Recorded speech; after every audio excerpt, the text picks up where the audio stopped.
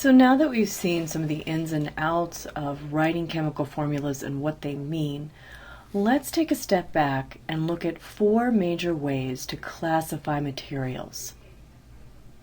We've already looked at classifying materials as solid, liquid, gas, and we've looked at classifying materials as pure substance or mixture. These materials here are all pure substances, so they're either going to be elements or compounds.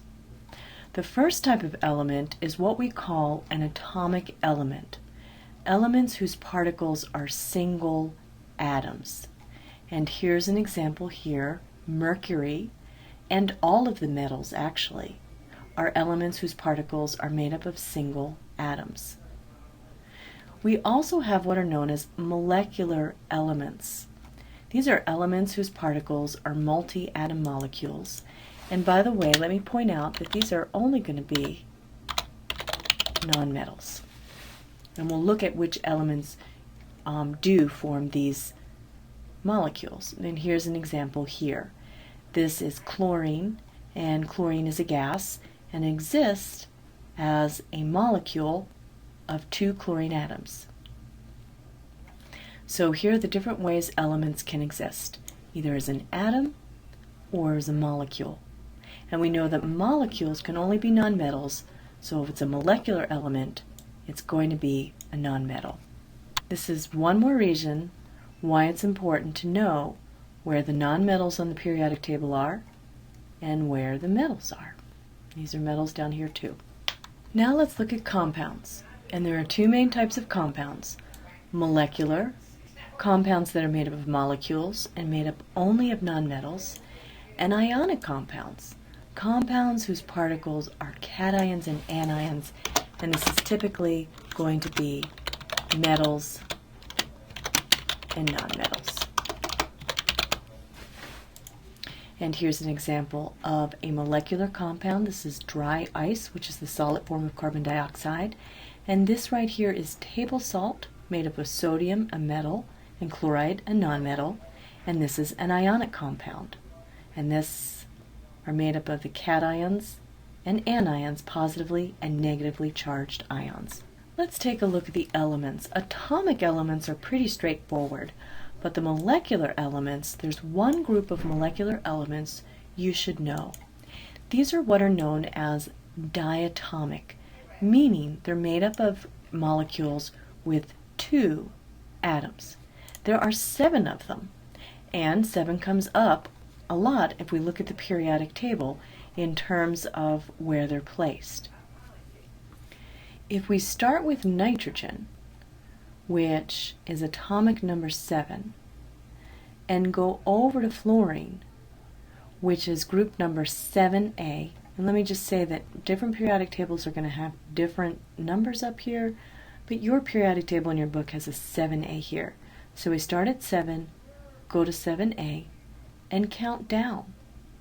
Now, astatine probably does form diatomic molecules, but it has a very short lifespan. It's radioactive, and so we basically ignore it in general chemistry. Even though it's there, we really don't consider it like we do these 4.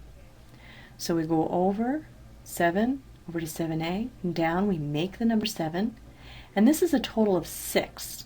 We need 7. The last one over here is hydrogen. So these are, you can remember in the super 7, we have 7 total. They make a 7. We start with atomic number 7.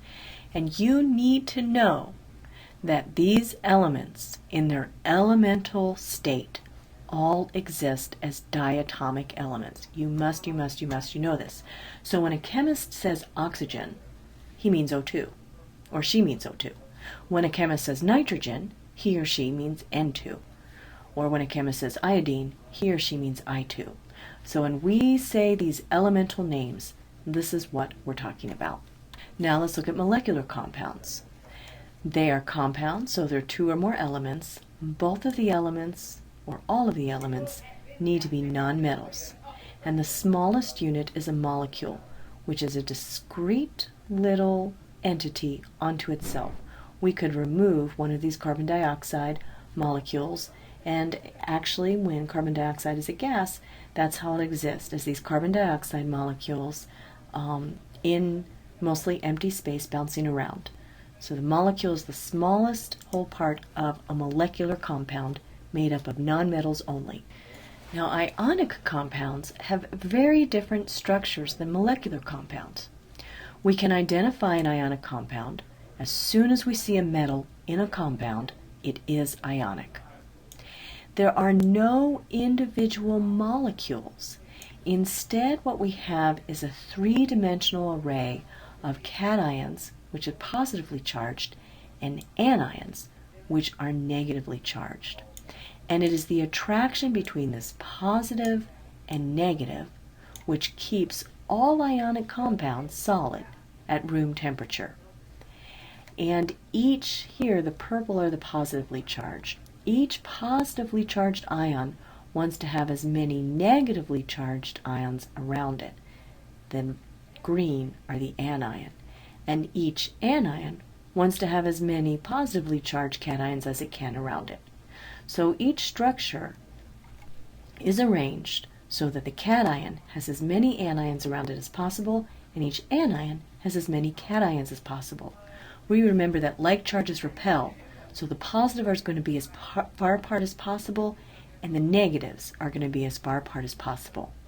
If there's the smallest amount of movement, it totally disrupts that attraction between positive and negative, as well as the repulsion.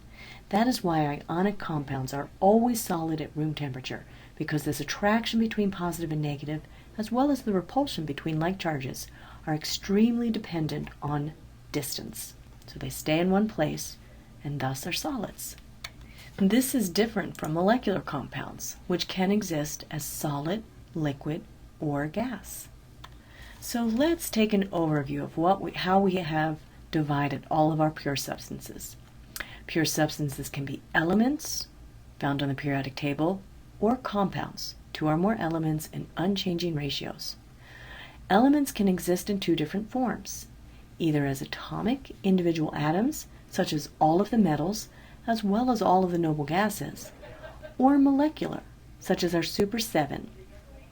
And here's an example, oxygen. Compounds are either molecular, made up of individual molecules, which are made up of nonmetal elements, or ionic, made up of a positive and negative charges, and metals and nonmetals. Now, we do want to talk in ionic compounds about the smallest whole number ratio of positive to negative, and that is what is known as a formula unit. It's not the same as a molecule. We can extract, theoretically, one molecule and it can exist all by itself. But a formula unit can't really exist all by itself. Each cation, each positively charged ion, needs as many anions as it can around it. It depends on this three-dimensional structure to exist. However, just for simplicity, we need to look at the positive to negative or cation to anion ratio in the smallest whole number form, and that's what's known as a formula unit.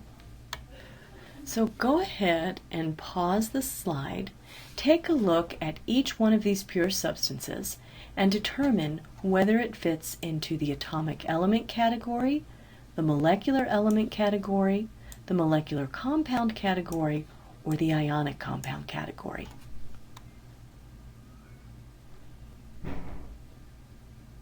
So here's aluminum. One capital letter, it's on the periodic table, it's not one of our Super 7, so this is an atomic element. And all metals, by the way, are atomic. Here's aluminum chloride, here is aluminum and chloride. And if we look at the structure, there are two elements, so we know that it's a compound, and the first element is a metal. As soon as we see that metal, we know it's ionic. Here's chlorine. It's a halogen, and as such, it's one of our Super 7s. So this is a molecular element. One capital letter. This is not an I. This is a lowercase letter L. One capital letter, and two of them. So it's molecular and only one capital letter means it's an element. Let's look at acetone. This is definitely a compound, more than one capital letter, and if we look at the periodic table, we see that carbon, hydrogen, and oxygen are all nonmetals, so therefore it's molecular. Carbon monoxide, two capital letters, so we know it's a compound, and both carbon and oxygen are nonmetals, so it's a molecular compound. And here's cobalt. Cobalt is a metal. Here cobalt is on the periodic table, right here on the left-hand side, and there's aluminum, by the way. So both of these are on the left of our staircase, so they're metals. So as a metal, it is often also an atomic element. If you got all these right, give yourself 1, 2, 3, 4, 5, 6 high fives.